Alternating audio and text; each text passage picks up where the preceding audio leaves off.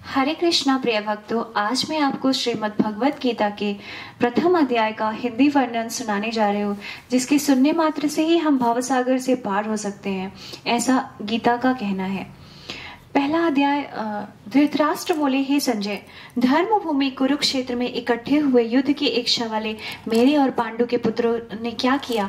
इस पर संजय बोले, उस समय राजा दुर्योधन ने व्यूह रचना युक्त पांडवों की सेना को देखकर और द्रोणाचार्य के पास जाकर यह वचन कहा, हे आचार्य, आपके बुद्धिमान शिष्य द्रुपद पुत्र धृष्टद्युम्न द्वारा व्यूहकार खड़ी की हुई पांडु पुत्रों की इस बड़ी भारी सेना को देखिए। इस सेना में बड़े बड़े धनुष वाले युद्ध में भीम और अर्जुन के समान बहुत से शूरवीर हैं, जैसे सात्विकी और विराट तथा महारथी राजा द्रुपद और धृष्टकेतु, चेकितान तथा बलवान काशीराज, पुरोजित, कुंतीभोज और मनुष्यों में श्रेष्ठ सैव्य और महापराक्रमी युद्धामन्यु तथा बलवान उत्तमौजा, सुभद्रा पुत्र अभिमन्यु और द्रौपदी के पांचों पुत्र, यह सब ही महारथी हैं। हे ब्राह्मण श्रेष्ठ, हमारे पक्ष में भी जो जो प्रधान हैं उनको आप समझ लीजिए। आपके जानने के लिए मेरी सेना के जो जो सेनापति हैं उनको कहता हूँ।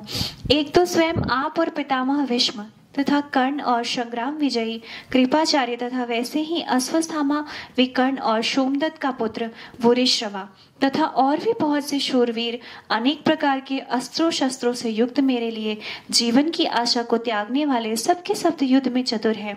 भीष्म पितामह द्वारा रक्षित हमारी वह सेना सब प्रकार से अजेय है और भीम द्वारा रचित इन लोगों की यह सेना जीतने में सुगम है। इसलिए सब मोर्चों पर अपनी अपनी जगह स्थित रहते हुए आप लोग सबके सभी निसंदेह भीष्म पितामह की सब ओर से रक्षा करें। इस प्रकार द्रोणाचार्य से कहते हुए दुर्योधन के वचनों को सुनकर कौरवों में वृद्ध बड़े प्रतापी पितामह भीष्म ने उस दुर्योधन के हृदय में हर्ष उत्पन्न करते हुए उच्च स्वर से सिंह की नाद के समान गरज कर शंख बजाया। उसके उपरांत शंख और नगारे तथा ढोल, मृदंग और नृसिंहादि बाजे एक साथ ही बजे। उनका वह शब्द बड़ा भयंकर हुआ। उसके अनंततर सफेद घोड़ों से युक्त उत्तम रथ में बैठे हुए श्री कृष्ण महाराज और अर्जुन ने भी अलौकिक शंख बजाए। उनमें श्री कृष्ण महाराज ने पांचजन्य नामक शंख और अर्जुन ने देवदत्त नामक शंख बजाया। भयानक कर्म वाले भीमसेन पौंड नामक महाशंख बजाया। कुंती पुत्र राजा युधिष्ठिर ने अनंत विजय नामक शंख और नकुल तथा सहदेव ने सुघोष और मणिपुष्पक नाम वाले शंख बजाए। श्रेष्ठ धनुष वाले काशीराज और महारथी शिखंडी और धृष्टद्युम्न तथा राजा विराट और अजय सात्विकी तथा राजा द्रुपद और द्रौपदी के पांचों पुत्र और बड़ी भुजा वाले सुभद्रा पुत्र अभिमन्यु, इन सब ने हे राजन अलग अलग शंख बजाए। और उस भयानक शब्द ने आकाश और पृथ्वी को भी शब्दायमान करते हुए धृतराष्ट्र पुत्रों के हृदय विदीर्ण कर दिए। हे राजन, उसके उपरांत कपिध्वज अर्जुन ने खड़े हुए धृतराष्ट्र पुत्रों को देखकर इस शस्त्र चलने की तैयारी के समय धनुष उठाकर ऋषिकेश श्री कृष्ण महाराज से यह वचन कहा कि हे अच्युत, मेरे रथ को दोनों सेनाओं के बीच में खड़ा करिए।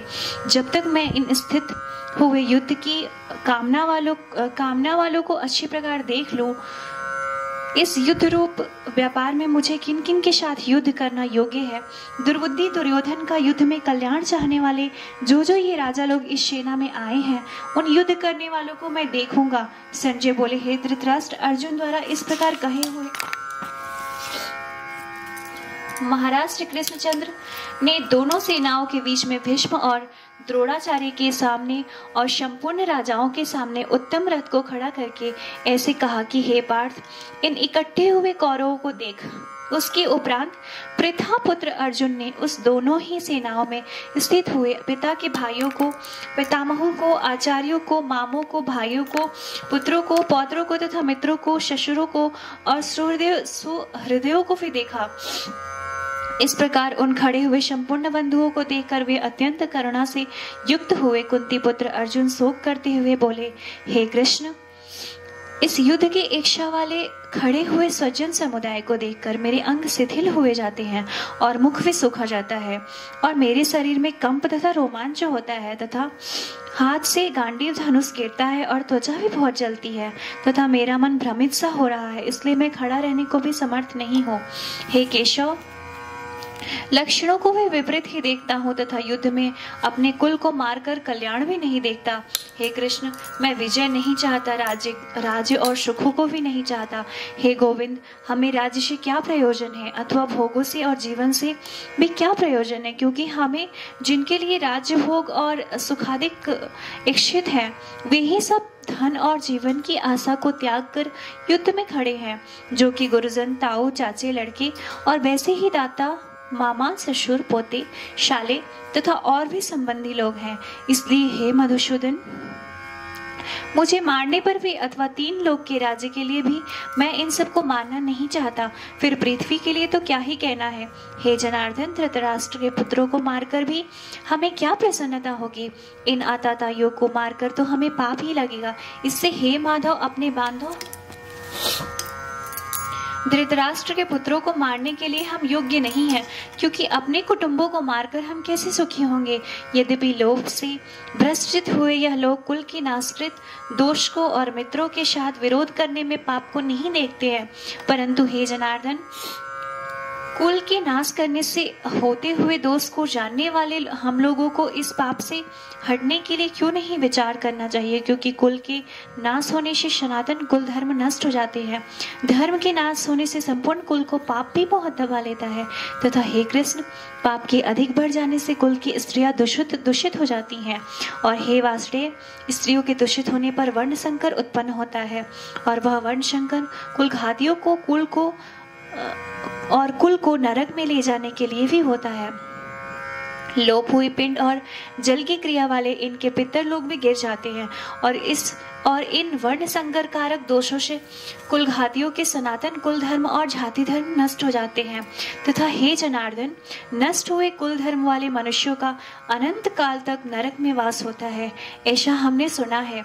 अहो, शोक है कि हम लोग बुद्धिमान होकर भी महान पाप करने के लिए तैयार हुए हैं, जो कि राज और सुख के लोभ से अपने कुल को मारने के लिए उद्यत हुए हैं। यदि मुझे शस्त्र रहित न सामना करने वाले को शस्त्रधारी धृतराष्ट्र के पुत्र रण में मारे तो वह मारना भी मेरे लिए अति कल्याणकारक होगा। संजय बोले कि रणभूमि में शोक से उद्विग्न मन वाले अर्जुन इस प्रकार कहकर बाण सहित धनुष को त्याग कर रथ के पिछले भाग में बैठ गए। इस प्रकार ये रहा हमारे भगवद गीता के प्रथम अध्याय का हिंदी वर्णन। तो जरूर से जरूर हमें इसको सुनना चाहिए और दूसरों को भी सुनाना चाहिए। वीडियो में अंत तक बने रहने के लिए धन्यवाद।